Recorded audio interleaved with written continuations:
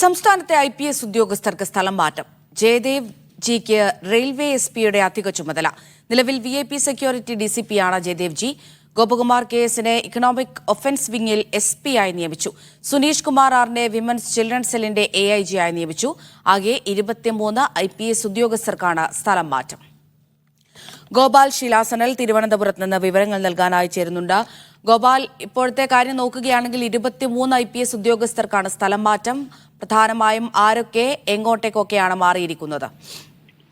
ഈ മേൽപ്പറഞ്ഞ പട്ടികയിലുള്ളവർ തന്നെയാണ് പ്രധാനമായും മാറ്റം ഉണ്ടായിരിക്കുന്നത്. ആകെ 23 IPS ഉദ്യോഗസ്ഥർ മൊത്തത്തിൽ ഈ സ്ഥലം മാറ്റവും ചുമതല മാറ്റവും ഉണ്ടായിട്ടുണ്ട്.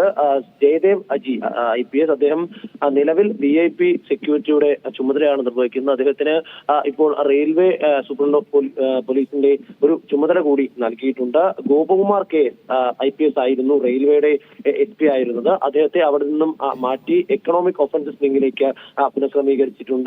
സുനീഷ് കുമാർ IPS-ന് കേരള പോലീസ് അക്കാദമിയിലും ഐശ്വര്യ ദോങ്റയ്ക്ക് റിസർവ് ബറ്റാലിയന്റെ കമാൻഡന്റ് ആയിട്ടുമാണ് പകരം ചുമതല നൽകിയിരിക്കുന്നത്. Abdul Rasheed N IPS, Shri Jaishankar R IPS, Sunilkumar V, Aji KK IPS, Raju AS ഇങ്ങനെ 23 പ്രധാനപ്പെട്ട ഉദ്യോഗസ്ഥർക്ക് വിവിധ ഇടങ്ങളിലായി നിയമനങ്ങൾ മാറ്റി പുനഃക്രമീകരിച്ചിട്ടുണ്ട്.